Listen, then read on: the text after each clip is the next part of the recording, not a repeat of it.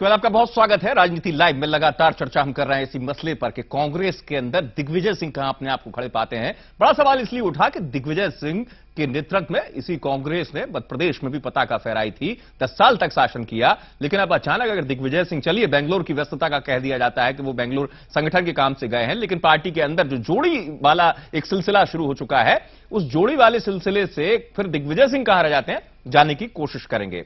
लगातार चर्चा कर रहे हैं, हमारे साथ बने हुए हैं, भोपाल से मेरे साथ हैं बाबूलाल गौर जी, वरिष्ठ मंत्री मध्य प्रदेश शासन, जेपी धनोपिया जी कांग्रेस के प्रवक्ता, प्रज्ञान भट्टाचार्य जी संपादक खबर भारती, मेरे सहयोगी अरविंद दुबे जबलपुर से, साथ ही साथ वरिष्ठ पत्रकार इंदौर से प्रवीण खारीवाल। मैं आऊंगा सबके पास, लेकिन शुरुआती तौर पर प्रज्ञान जी, मुझे एक चीज और जो मन में लगी, धनोपिया जी के पास जरूर जाऊंगा क्योंकि धनोपिया जी सोच रहे हैं कि विश्लेषण जो है वो इस मुद्दे पर क्यों आ रहा है ज्यादा। इसलिए प्रज्ञान जी, मेरा सवाल आपसे इसलिए कि पहला सवाल कार्यकर्ताओं के अंदर से उठा कि आप परिवर्तन यात्रा जबलपुर में उस जगह कर रहे हैं जहां पर आपकी सीट है पहले से। उसके अतिरिक्त जो और बड़े कार्यकर्ता हैं या दिग्विजय सिंह जी से जुड़े हुए लोग हैं, उनका कहना था कि हम बड़ी जगह क्यों नहीं करते। ईश्वरदास रोहाणी वहां के कद्दावर नेता हैं, प्रदेश के विधानसभा क्षेत्र अध्यक्ष हैं, उनके क्षेत्र में अगर हम शंखनाद करते इस तरीके की परिवर्तन यात्रा के जरिए तो मैसेज बड़ा होता। प्रज्ञान जी। नहीं अमित, आपने बहुत बढ़िया मुद्दा उठाया आप जी। मैं सबसे पहले अरविंद के पास जाना चाहूंगा और आपके जो सवाल हैं धनोपिया जी, वो अरविंद के बाद उस पे आएंगे। अरविंद, लखन घनघोरिया जबलपुर के उस पूरे एरिया से इकलौते कांग्रेस के विधायक हैं और जहां तक हम लोग दिल्ली में बैठ के देख रहे हैं कि वहीं पे ये रैली की गई, आज पोस्टर वहीं से लगे, तो एक जाहिर सी बात है, एक शंका हम लोगों के मन में आती है कि सत्ता परिवर्तन में लखन घनघोरिया को परिवर्तन चाहती है कांग्रेस का नेतृत्व या वाकई में बीजेपी को हटाना चाहता। ये एक सवाल का हिस्सा है। दूसरा ये है कि उस पूरे एरिया में अगर दिग्विजय सिंह को माइनस कर दे तो कांग्रेस का नफा नुकसान कितना होगा। अरविंद। मैं पहले सवाल का जवाब दूंगा प्रज्ञान जी। यहां पर लखन घनघोरिया एकमात्र विधायक है और उनकी अब एक महत्वाकांक्षा ये है कि वे संगठन के भी एकमात्र नेता बन जाए, इस पूरे क्षेत्र के कांग्रेस के क्षत्रप बन जाए। और इसके लिए उन्होंने ये जो पूरी परिवर्तन यात्रा है उसको एक तरह से हाईजेक कर लिया।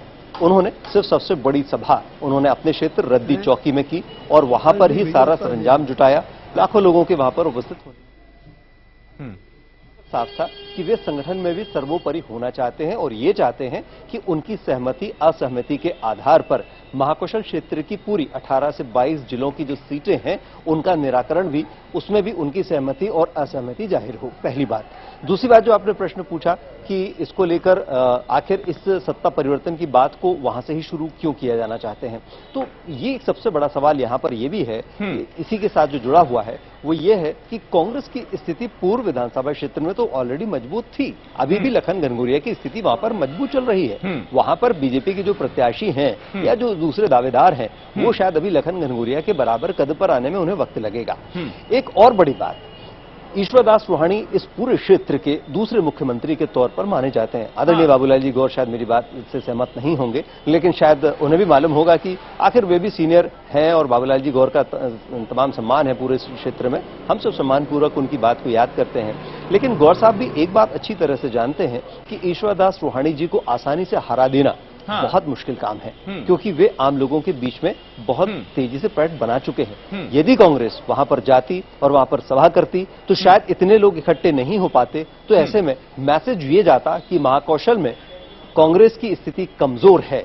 यही बात हाथ खींचने वाली थी कांग्रेस के लिए और कांग्रेस ने हाथ खींचे।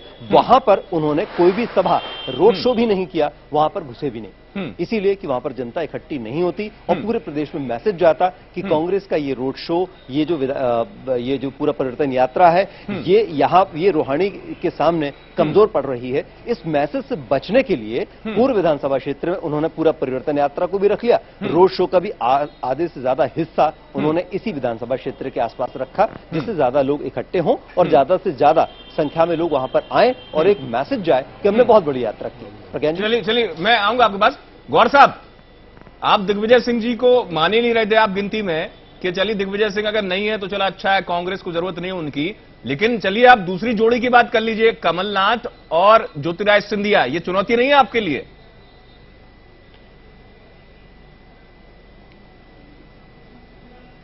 बंद हो गया है। गौर साहब, आवाज आ रही है?